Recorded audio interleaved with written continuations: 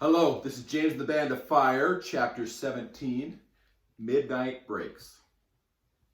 As James walked into camp, several steps behind Becca, who was still slightly angry at him, he saw the tall figure of Angelica rushing towards them.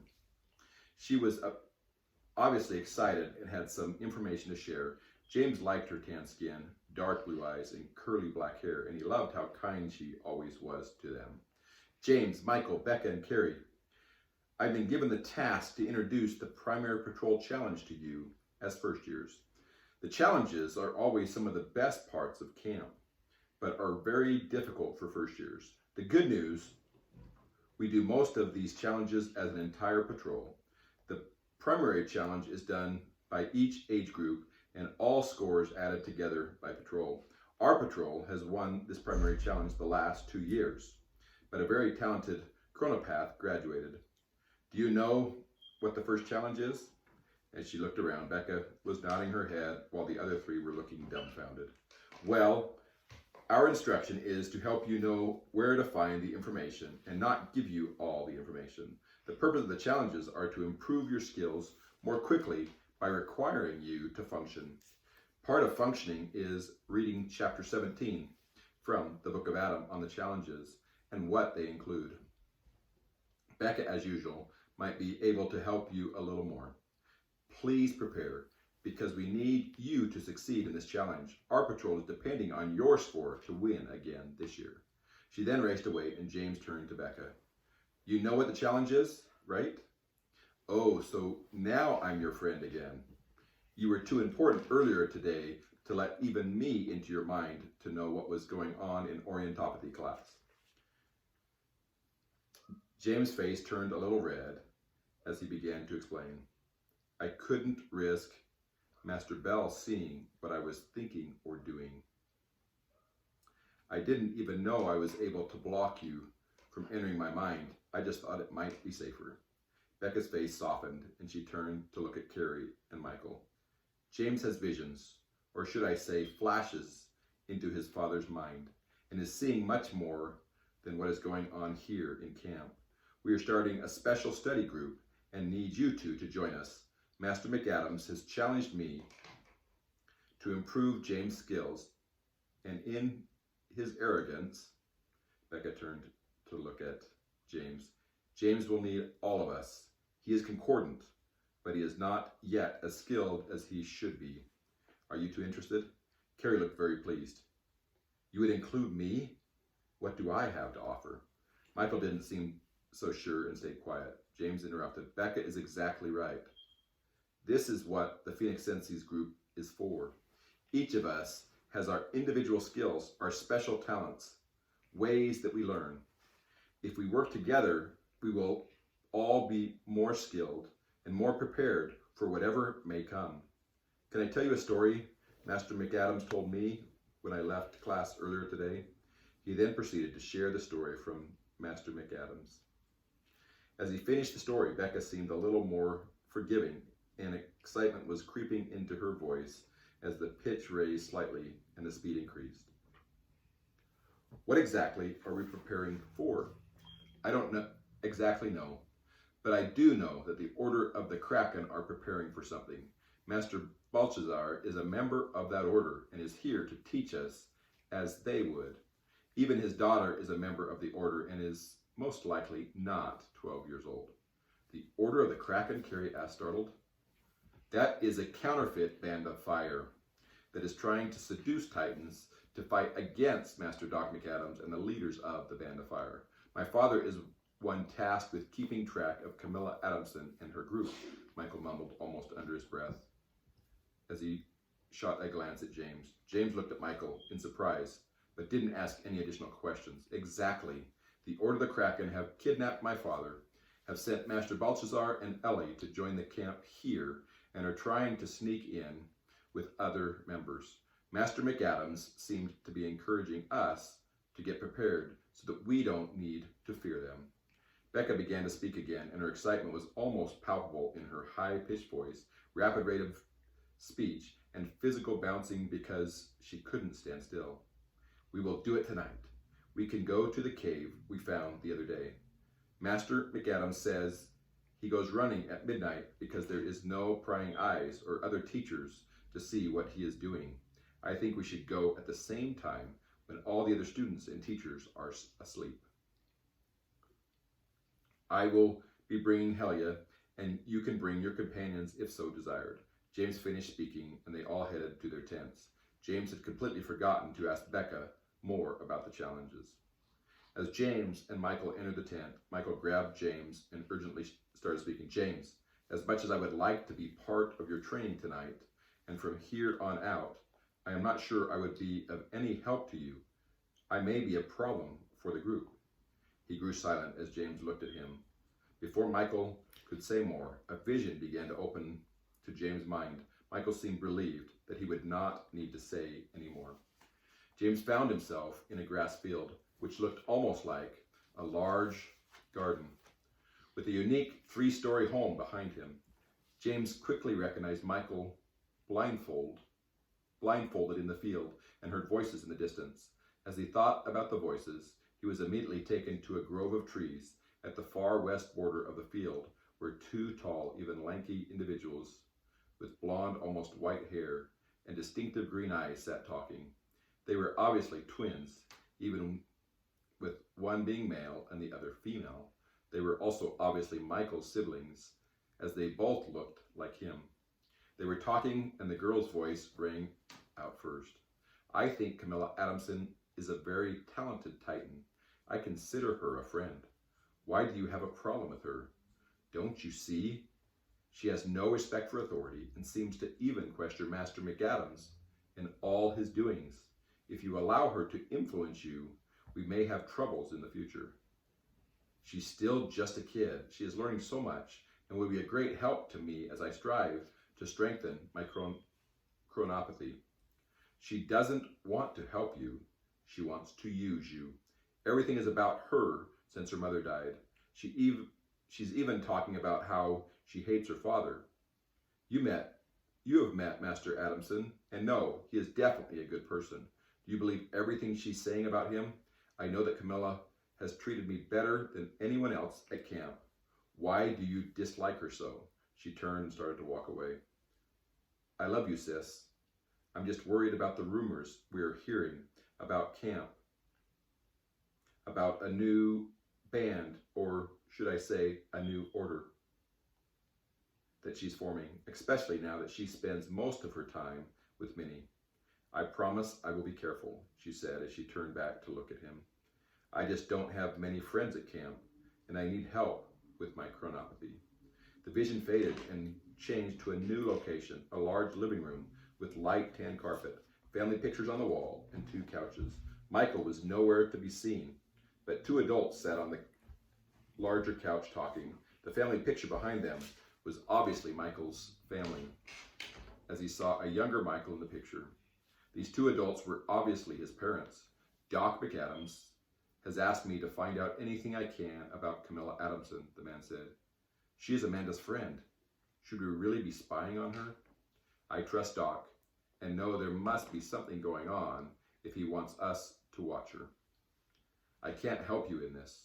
I don't want to chase Amanda away because she feels we don't trust her. I understand, but you need to know that Camilla is suspected of some very dangerous and illicit activities.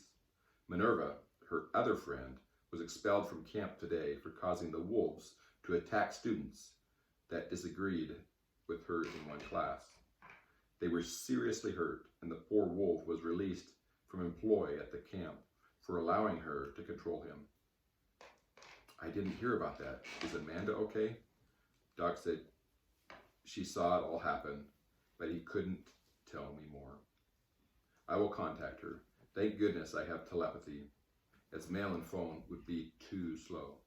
The vision faded, and Michael sat there dumbfounded at what had just happened. My mom is a telepath, and she has never done that to me before. I am so sorry. I don't yet have control of this, but it's very important information. Is your sister part of the Order of the Kraken? No. Camilla laughed without inviting her, but she still considers Camilla to be one of her best friends. She keeps telling my dad that Doc has misjudged her. All I know is that she has kidnapped my dad and is making plans to disrupt us even here at camp. I agree that Amanda is wrong. I just worry that this connection to Camilla will hurt you if I am part of your group. If Amanda finds out, Camilla will know. I need you, Michael. Your knowledge will be invaluable, and your abilities will just make us better. I also have a connection to Camilla. We can use these connections for our benefit. Michael just nodded silently, and James knew the group was still four. This will be a good place to start, he thought. After a period of silence, Michael walked out of the tent and was gone. James began to get nervous. He didn't know what the meetings were supposed to entail. The last time the cave was handled by Helia. That's it, Helia. He turned to look at her and saw the beautiful phoenix fly to his bed with a book, and he immediately knew what book it was. He had read about the original meeting of the Phoenix Senses and used them as his example. Maybe then he would know what to do in these meetings. As James read, time seemed to fly by. It went so fast, and he didn't even feel tired. As he finished his reading and had an idea how the first meeting would go, Michael came walking back into the tent. I talked with my mother, and she thinks that I should help you. I consider it a privilege to be asked to join you in this group, Michael said quietly. Thanks. I can't do this without you. Just then, James heard Beckett in his mind. Are you coming, or do we have to wait till exactly midnight? James just smiled, and he and Michael walked out of the tent to join Becca and Carrie. They walked to the cave in silence, but Helia's singing overhead kept James thinking about the pages he had just read. He barely even looked around as he headed straight for the cave. Too much had happened today, and there was much to think about. This group of four was far more tied together than even he thought. They walked down the overgrown path and again came to the large hill with thick overgrowth blocking access to the base of the hill. James walked right to the path, and Helia and Fenwick both flew into the opening. Becca and Michael followed, Becca holding Tom, her green and black tortoise. At that moment, James noticed Carrie stopped and turned to Jack, her wolf dog. I need to do this. Can you help me? Jack walked to her side, and she got down on all fours, closed her eyes, and grabbed a handful of hair. Jack walked through the opening with Carrie crawling with her eyes still closed. Her courage was inspiring to James, as he knew how hard that really was for her. Without delay, he likewise crawled in. The soft red glow of Helia lit the walls as before, but the lantern Becca had brought reflected the light in all directions, and the large room became as bright as noonday sun. Because of the reflecting light off all the walls and ceiling, the darkness was completely dissipated in the cave. Carrie and Michael were obviously impressed. James looked around again and was again surprised that this room was much larger than the great hall and had crystalline rock lining the walls and ceilings. There were no stalactites or stalagmites and no passageways coming off the large room where they stood. And there was absolutely no sound from the outside heard in that room. Helia, however, was still singing, and the sound reverberated from all sides. The peaceful sound seemed to penetrate every ounce of their beings, and then everything began to fade, and James knew what was happening. They found themselves all looking at each other from one wall in the exact same cave, with a propane lantern lit in the center of the cave. There were 14 other individuals in the cave, all youth, dressed as if they were from many years earlier. James recognized what was happening and explained. We are seeing the first official meeting of the Phoenix Senses when Master Doc McAdams had started it. The young man at the front is Doc McAdams. We should probably move forward and listen to the instruction. Welcome to our very first meeting, Doc started. We are gathered here as 14 individuals, some of the most developed Titans here at camp this year. Each of you have been invited for one reason, because of your abilities in one of the 7 Titan skills. For each skill, we have 2 Titans in the group, with variations on the skill they have. Our goal as Phoenix Senses is to develop the other 12 Titans in the particular skill you are personally best at. What tricks do you use? What games do you play using your skill? How can each of us improve our understanding of the skill and possibly even develop our rudimentary ability in that skill? It is my belief and understanding that each of us can develop other Titan skills if given the instruction and learning necessary. Here at camp, they are limiting us to developing our primary skill only. I would like to develop the other skills that may be mine and help you do the same. A young man stood from the right side and moved forward. He was slightly shorter than Doc and stood with blonde hair and deep brown eyes. James immediately recognized him as his father, although much younger than any picture he had seen and without the distinct scar under his left eye. Simon, James' father, began to speak. I stand here with Doc and reaffirm our commitment as a group, as Phoenix Senseis, to expand our skills, all our skills, to better serve each other, the Titan community, and the world. I would invite Arya, the brains behind this plan, to explain our proposed organization and processes for the meeting from here on out. I am excited about what I can learn from each of you. A beautiful, lightly tanned, petite woman with thick, long blonde hair and deep blue eyes stood and walked forward. As she began to speak in her soft, high-pitched voice, the words seemed to flow through everyone in the room. James immediately recognized this as telepathic speaking, or the union of oral speech and telepathy. Becca began to bounce with excitement as she realized who this was. Arya began to speak. Thank you, Simon. In organizing the Phoenix Senseis, each of you were carefully chosen for your special abilities and strengths.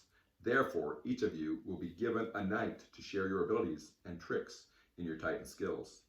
That means that initially we will have 2 nights for every skill and then adjust the schedule as needs arise. I am so excited, for example, to learn from my telepathy brother, Hans. I can learn so much from you and hope I will likewise teach you. She paused before continuing as everyone started whispering and looking around. We will therefore proceed in this order.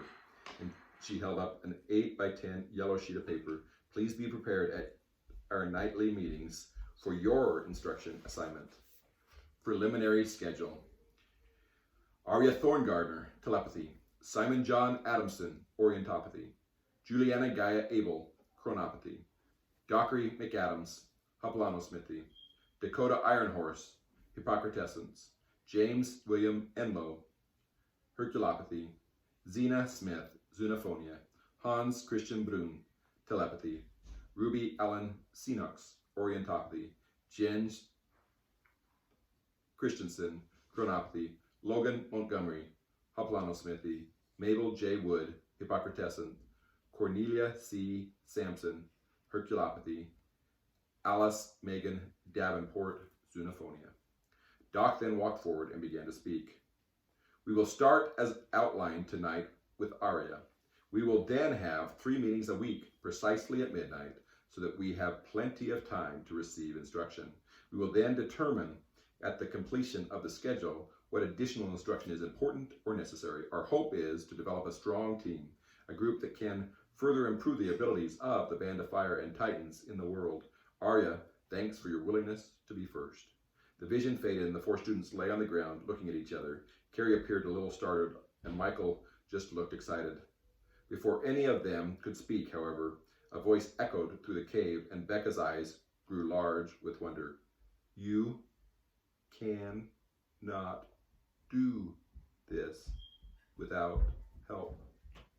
What do you know about the skills of chronopathy, Hippocratescence, Herculopathy, and Hoplanosmithy? As the words paused, a song began to echo through the cave. You cannot do this all alone. As others you must find. To become together you must all be. As the music continued, but the words stopped, James crawled to his feet and began to look around. The cave is most unique, Becca said as she too arose, but Tom and Helly are correct. We must find others to truly become Phoenix Senseis. Ryan is a Herculopath. He would be a great addition to this group, Carrie said with excitement in her voice and a large smile on her face. James chuckled to himself, wondering if Ryan would even be interested. I think we invite Emma and Lizzie as well, Michael broke in. Lizzie is amazing from what I have seen in Hoplano Smithy, and I think Emma is a chronopath. The last addition should be a Hippocratescent. Maybe we should invite Angelica, Becca said in her high-pitched, rapid tone, exhibiting significant excitement. Then we will have a quorum, and James can assist in all the instruction as a concordant. That sounds like we all have assignments. If you recommended them, you should invite them, James said. Our next meeting will be in 2 days, and we need to find all the remaining members of our group by then. Becca and I will prepare for telepathy as the first class, and then we will go in the same order as the original Phoenix Senses. The music then became words once again, and the cave faded from view. I solemnly covenant, my brothers and sisters of fire, to do my duty to God, to serve others with all my heart, to stand as a witness of faith, knowledge, and strength, to use my gifts to protect freedom, happiness, and independence for all, to lift the weak, to comfort the sad, and to befriend the friendless, that I may be, by so doing, stand against evil in all its various forms. To this I pledge my sacred honor. The words rang through the cave, and they all again saw the group of 14 standing in a circle with their hands to the square, finish the oath. And as Phoenix Senses, we will uphold these values in exactness and honor. For God himself shall hold us accountable to bless and serve others throughout our lives. Doc McAdams' words then faded as the brightness of the cave returned. James took the cue and invited them to all stand and together make the oath of fire, and finish with the phrase from Doc McAdams that continued to ring through the cave as they spoke. Becca carefully wrote the words down as they prepared to leave and placed them in her pack. It was time to return home, as there was much to do over the next 2 days.